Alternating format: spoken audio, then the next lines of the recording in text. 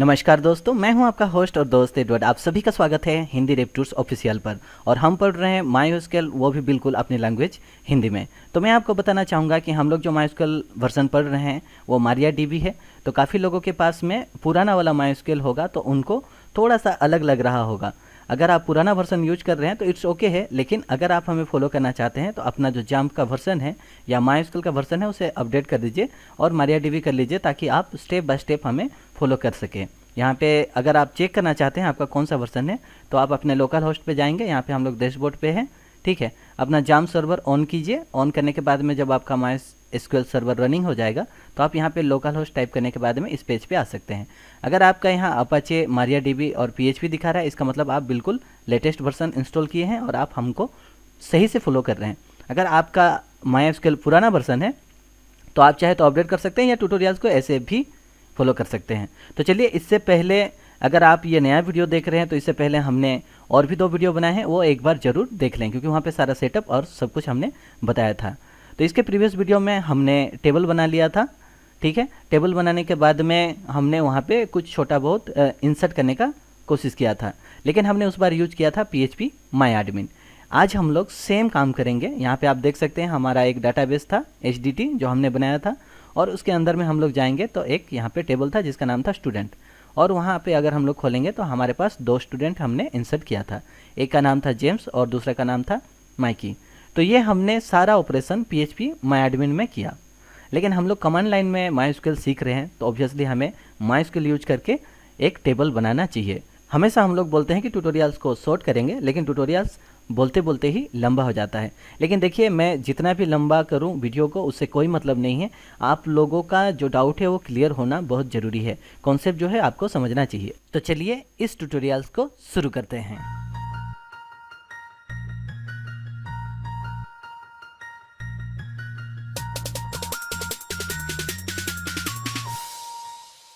तो आज मैं कोशिश करूंगा शॉर्ट हो, इसलिए हम लोग फोकस करेंगे ओनली टेबल पर। आज हम पहले टेबल बनाएंगे, टेबल को शो करेंगे, टेबल को उसके बाद में डिलीट करेंगे। बस इतना ही काम आज हम लोग करने वाले हैं। जो हमने यहाँ पे माई एडमिन पे किया था वो सारा चीज़ हम लोग अभी कमांड लाइन पे करेंगे। तो उसके लिए सबसे पहले हम लोग जाएंगे अपना जो माइस्क्ल कमांड लाइन है। कमांड लाइन में हम लोग माइस्क्ल यहाँ सर्वर लॉगिन हो चुके हैं, आप लोग लॉगिन कर लें। अगर आप हमें फॉलो कर रहे हैं तो आपको पता होगा। उसके बाद में यहाँ पे हम लोग अपना डाटाबेस देखेंगे। तो देखते हैं क्या क्या हमारे पास अभी डाटाबेस है। उसके लिए आप टाइप कर सकते हैं 100 डाटाबेसेस, लेकिन हमेशा कैपिटल लेटर का इस्तेमाल करना है। तो हम यहाँ पे लिखेंगे 100 डाटाबेसेस, ठीक है। इस तरह से आपको लिखना होता है और यहाँ पे एंटर करेंगे तो देखिए ये सारा डाटाबेस फिलहाल हमारे पास है। हमने बनाया था HDT और उसके अंदर में हमारा टेबल है। तो चलिए इस बार हम लोग देखते हैं कि क्या बना है पहले PHP माई एडमिन से, उसके बाद हम लोग यहीं पे उसको बनाएंगे। तो उसके लिए हमें एक काम करना होगा, ये जो डाटाबेस है HDT उसे हम लोग यूज करेंगे। तो यूज करने के लिए यूज लिखना है और उसके बाद में आपको लिखना है डाटाबेस का नाम। तो यहाँ पे HDT जो डाटाबेस का नाम है, उसके बाद में एंटर पे क्लिक करना है। तो आपको देखिए दिखाएगा डाटाबेस चेंज, और यहाँ पे मारिया डीबी हम लोग क्योंकि मारिया डीबी वर्जन यूज कर रहे हैं माइस्क्ल का। देखिए आप लोग माइस्क्ल और मारिया डीबी में कंफ्यूज मत होइए। आप यही समझिए कि फिलहाल के लिए कि हम लोग माइस्क्ल ही पढ़ रहे हैं, लेकिन मारिया डीबी वर्जन का माइस्क्ल हम लोग पढ़ रहे हैं, ठीक है। आगे में चल के आपका डाउट और भी क्लियर किया जाएगा। पहले पढ़ने पे फोकस करना है। और ये जो सारे कमांड है दोनों पे काम करते हैं, मैक्सिमम कमांड काम करते हैं, और अगर नहीं करता है तो आपको लेटेस्ट वर्जन फॉलो करना चाहिए जो कि है मारिया डीबी, ठीक है। यहाँ पे हमने अपना जो डाटाबेस है उसे सेलेक्ट कर लिया है। अब हम देखते हैं कि इसके अंदर में क्या क्या टेबल है। तो टेबल देखने के लिए हमें लिखना होगा सो, ठीक है। उसके बाद में आप लिखेंगे टेबल्स। ये पहला कमांड है आपका नया जो हम लोग पढ़ रहे हैं, इसे आप नोट कर सकते हैं। उसके बाद में हम लोग यहाँ पे एंटर पे क्लिक करेंगे।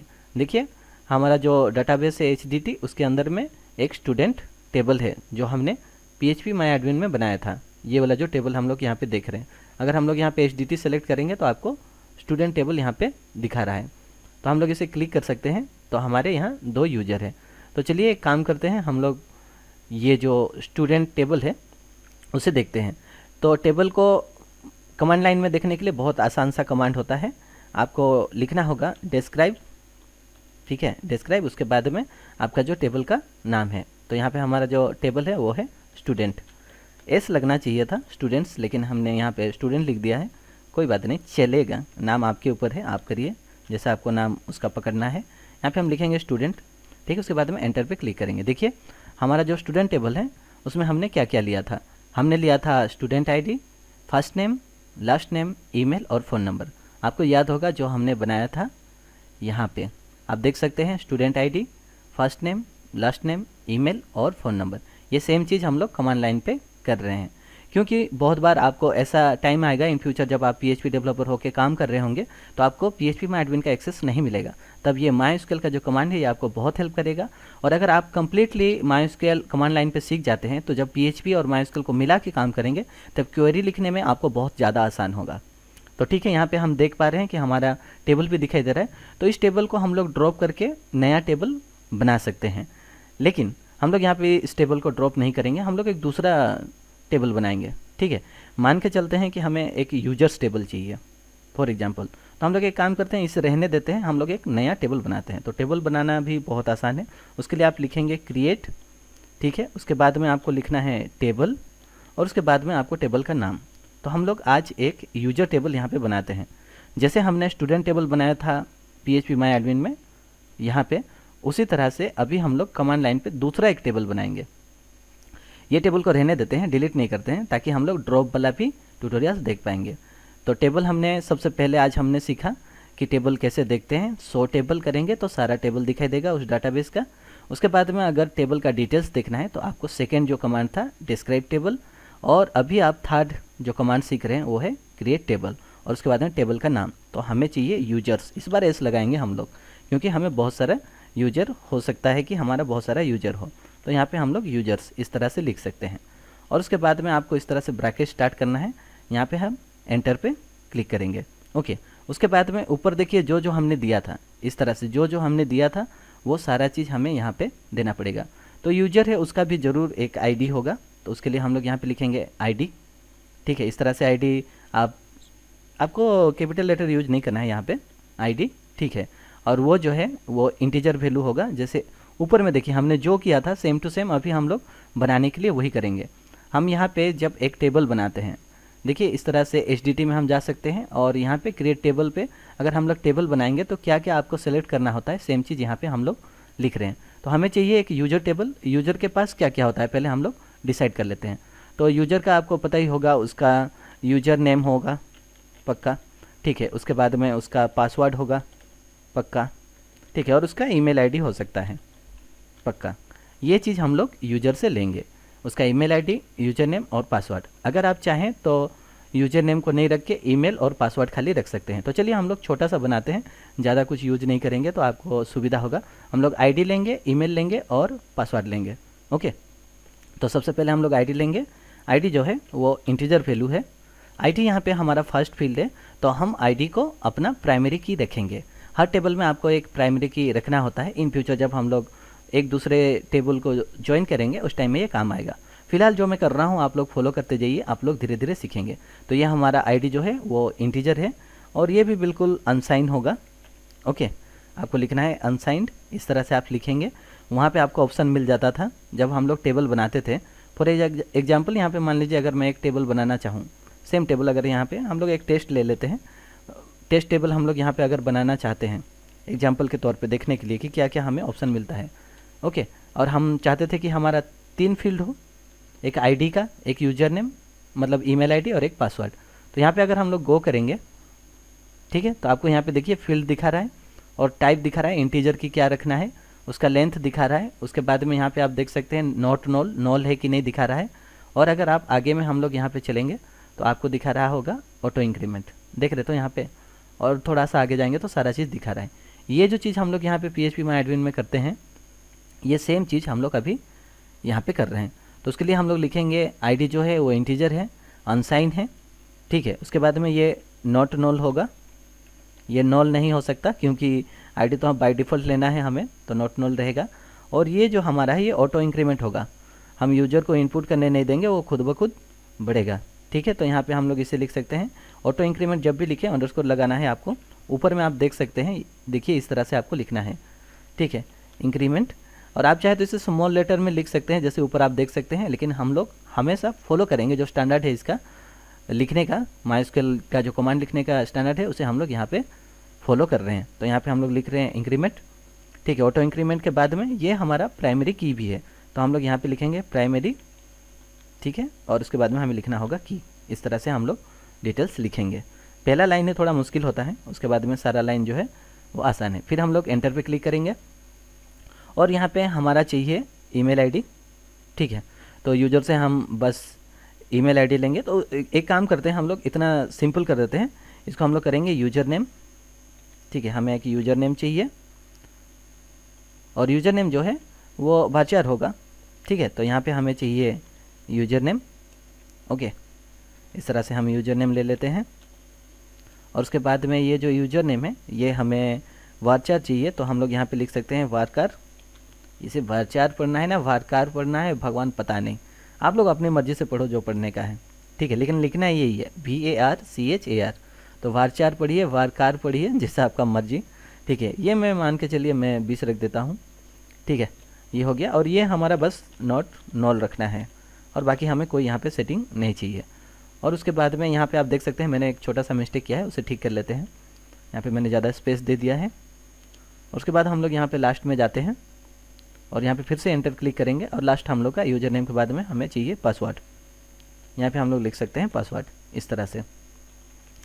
और ये जो कैपिटल स्मॉल में हमेशा ध्यान रखें, तो यहाँ पे हमारा जो फील्ड है उसे हम छोटे छोटे लेटर में लिखेंगे, स्मॉल लेटर में, ठीक है। आप लिख सकते हैं पासवर्ड इस तरह से। और ये जो है ये भी varchar होगा, इस तरह से लिखते हैं। और इसको भी हम लोग मान के चलिए कि 30 ले लेते हैं फ़िलहाल के लिए। ये 30 कैरेक्टर है, मैंने बताया था एक बार आपको, और आगे में चल के हम लोग और डिटेल्स जानेंगे। यहाँ पे इसे भी नॉट नॉल रखेंगे, ठीक है। और उसके बाद में आपको यहाँ पे कॉमा नहीं लगाना है क्योंकि हमारा ख़त्म हो चुका है। हम यहाँ पे एंटर पे क्लिक करेंगे और उसके बाद में ब्रैकेट को एंड कर देंगे और यहाँ पे सेमीकोलन लगाना है। तो आप ध्यान रखें, मैं आपको फिर से बताना चाहता हूँ कि जब भी आपको टेबल बनाना होगा तो आप लिखेंगे क्रिएट टेबल, उसके बाद में टेबल का नाम यहाँ पे यूजर से और उसका फील्ड। तो यहाँ पे हमें एक आईडी फील्ड चाहिए जो इंटीजर होगा, अनसाइन होगा, नॉट नॉल होगा और वो ऑटो इंक्रीमेंट चाहिए और वो हमारा प्राइमरी की होगा। और ये बाकी चलेगा, यूजर नेम होना चाहिए उसके पास जो एंट्री कर रहा है। तो ये varchar है, ये 20 नॉट नॉल, और ये पासवर्ड है, ये varchar 30 नॉट नॉल। उसके बाद में आपको एंटर पे क्लिक करना है। देखिए आपको दिखा रहा है क्वेरी ओके, 0 रो अफेक्टेड, ठीक है। अब हम देखेंगे कि ये टेबल बना कि नहीं। तो टेबल देखने के लिए हमने आपको क्या बताया था, सो टेबल्स। तो यहाँ पे आप लिखेंगे टेबल्स, एस लगेगा यहाँ पे और यहाँ पे सेमीकोलन लगाना है, एंटर। तो देखिए हम थोड़ा सा स्क्रॉल कर देते हैं ऊपर, तो आपको दिखा रहा होगा अभी हमारे पास स्टूडेंट है और यूजर है। तो हमने अभी क्रिएट भी किया, एक टेबल हमने शो किया। टेबल आप शो करना अभी अभी देख रहे हैं किस तरह से टेबल शो करते हैं। हमने एक टेबल क्रिएट भी किया, ओके। और ऊपर अगर हम लोग जाएंगे तो हमने टेबल को पूरा डिस्क्राइब भी किया, ओके। तो इस बार हम लोग देखते हैं हमने जो यूजर टेबल बनाया है उसमें कितने फील्ड हैं, ओके। उसे देखने के लिए हम लोग इस बार यहाँ पे इसे डिस्क्राइब करेंगे। तो आपको सिंपल लिखना है डिस्क्राइब और जो टेबल है उसका नाम।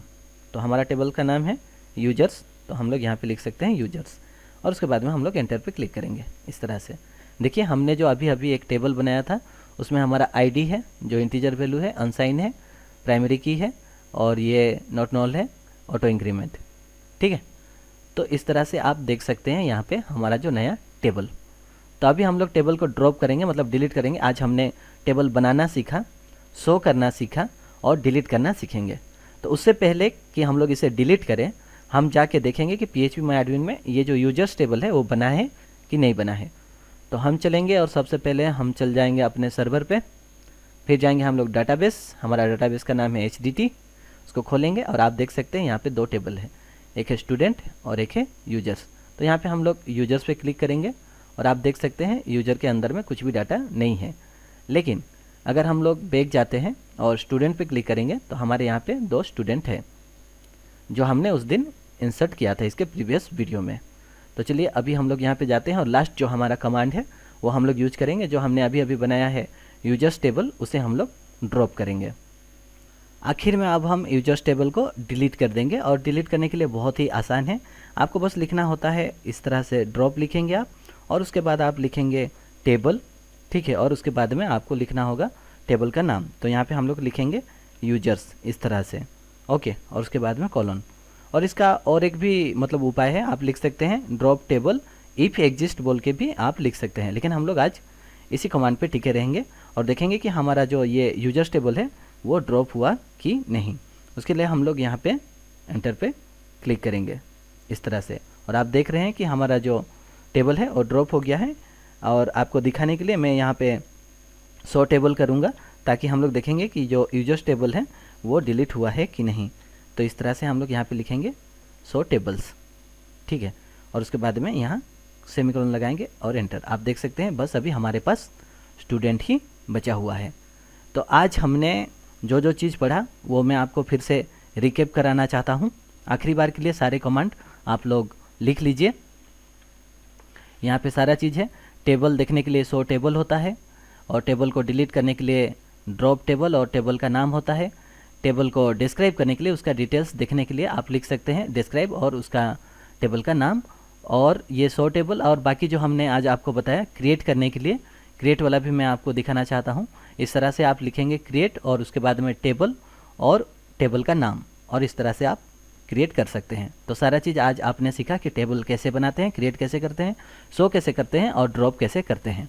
और इसका जो आगे का काम है वो है क्रॉड ऑपरेशन। मतलब हमने अभी टेबल बना लिया है और उसके बाद में हम लोग वहाँ पे डाटा इंसर्ट करेंगे। और हाँ, अगर आपको चेक करना है कि ये जो यूजर्स टेबल है वो डिलीट हुआ है कि नहीं, तो आप चेक कर सकते हैं। ये जो यूजर्स टेबल है आप जाके PHP माई एडमिन में अगर हम लोग सर्वर पे जाएंगे, ठीक है, और उसके बाद में हम लोग का जो डाटाबेस है HDT वो सेलेक्ट करेंगे, तो आप देख सकते हैं यहाँ पे फ़िलहाल एक ही टेबल दिखा रहा है।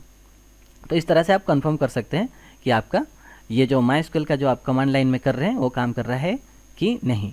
तो बाकी जो हमने PHP माई एडमिन में यहाँ पे इंसर्ट किया है स्टूडेंट के अंदर में, तो बस हमने इंसर्ट कर दिया। तो यहाँ पे डाटाबेस को जब ऑपरेशन की जाती है, डाटाबेस ऑपरेशन में 4 चीज़ें बहुत ज़रूरी होती है। एक होता है क्रिएट, और दूसरा होता है रीड, और उसके बाद में अपडेट और डिलीट। इसे नॉर्मली हम लोग क्रॉड फंक्शन कहते हैं, ठीक है, या फिर आप क्रॉड ऑपरेशन कह सकते हैं। तो ये थोड़ा सा क्रॉड ऑपरेशन जो है वो लंबा है, तो उसे हम लोग नेक्स्ट क्लास में करेंगे। तो पहला क्लास हम लोग का था, उसमें हमने इंट्रो सीखा। दूसरा क्लास था जिसमें हमने थोड़ा बहुत डाटाबेस बनाना सीखा, ठीक है, और तीसरा क्लास आज है जहाँ पे आप लोगों ने टेबल बनाने सीखा। और यही चीज़ मेन काम था। अब एक बार डाटाबेस बन गया, टेबल बन गया, और उसके बाद में अभी बहुत आसान है, हम लोग क्रॉड ऑपरेशन करेंगे, मतलब डाटा इंसर्ट करेंगे। आज जो हमने जैसे यूजर्स टेबल बनाया, ठीक है, उसमें हमने कुछ भी नहीं डाला था, तो हम लोग वहाँ पे यूजर एंट्री करवाएंगे और उसको चेंज करवाएंगे, बहुत सारे यूजर डालेंगे, फिर उनको रिट्रीव करेंगे। तो जाते हुए मैं आपको एक सिंपल सा यहाँ पे दिखाना चाहूँगा कि किस तरह से क्रॉड ऑपरेशन किया जाता है, क्योंकि क्रॉड ऑपरेशन स्टार्ट होते ही हम लोग SQL क्वेरी लिखना चालू करेंगे। तो नेक्स्ट क्लास से आपका SQL क्वेरी भी स्टार्ट हो जाएगा। तो हम लोग इस क्लास को बंद करते हैं। बंद करने के टाइम पे ही मैं आपको एक कमांड यहाँ पे SQL का दिखाना चाहूँगा। आप इस तरह से लिख सकते हैं। मान लीजिए कि आपको अगर जो स्टूडेंट टेबल है उसका अगर आपको देखना है, तो आप इस तरह से लिख सकते हैं सेलेक्ट, ठीक है, यहाँ पे आपको लिखना होगा सेलेक्ट, और उसके बाद में आप लिखेंगे स्टार। स्टार मतलब सब कुछ, ठीक है, फ्रॉम लिखेंगे आप, और यहाँ पे आप लिखेंगे टेबल का नाम। तो सेलेक्ट स्टार फ्रॉम, उसके बाद में यहाँ जो टेबल है आपको पता है उसका नाम है स्टूडेंट। तो अगर हमारे स्टूडेंट टेबल में कोई यूजर होगा या फिर कोई स्टूडेंट होगा तो हमें यहाँ पे दिखाएगा इस तरह से। अभी आपको लग रहा होगा कि PHP में हम लोग इस तरह से लिखते हैं क्वेरी वगैरह MySQL के लिए, बिल्कुल इस तरह से सारा चीज़ हम लोग पूरा क्रॉड ऑपरेशन हम लोग MySQL में ही कंप्लीट कर देंगे। तो जिस टाइम हम लोग PHP एंड MySQL पढ़ेंगे ना, उस टाइम में आपको नया चीज़ कुछ नहीं लगेगा, सारा चीज़ आप पढ़ चुके होंगे। तो यहाँ पे आप देख सकते हैं सेलेक्ट स्टार फ्रॉम स्टूडेंट, और उसके बाद हम लोग यहाँ पे एंटर करेंगे, और आप देख सकते हैं हमारे पास 2 स्टूडेंट है और उनका नाम है जेम्स माइकी, ठीक है, और उनका ईमेल आईडी है james@gmail.com और mikey@gmail.com फ़ोन नंबर। जो भी आप PHP के थ्रू से रिट्रीव करते हैं डाटा MySQL में, वो सारा चीज़ आप यहाँ पे MySQL कमांड लाइन में कर सकते हैं। तो वहाँ पे जाके आप क्रिएट करना सीखेंगे, अपडेट करना सीखेंगे, डिलीट करना सीखेंगे, रीड करना सीखेंगे, PHP और MySQL को मिला के। तो यहाँ पहले से आप सीख के कंप्लीट कर लें क्रॉड ऑपरेशन, उसके बाद में आपका टेंशन खत्म। तो अभी तक 3 क्लास हुआ है, नेक्स्ट क्लास से ही आपको सारा चीज़ समझ में आ जाएगा। तो उम्मीद है आप लोगों को मेरा ये tutorial series MySQL with MariaDB पसंद आ रहा होगा। अगर आपको पसंद आता है तो वीडियो को लाइक ज़रूर करें और दोस्तों के साथ शेयर जरूर करें, और हमारे चैनल को अगर आप नए हैं तो सब्सक्राइब करना बिल्कुल ना भूलें। इसी के साथ मैं आपसे विदा लेता हूँ, आपका होस्ट और दोस्त एडवर्ड। बाय बाय दोस्तों।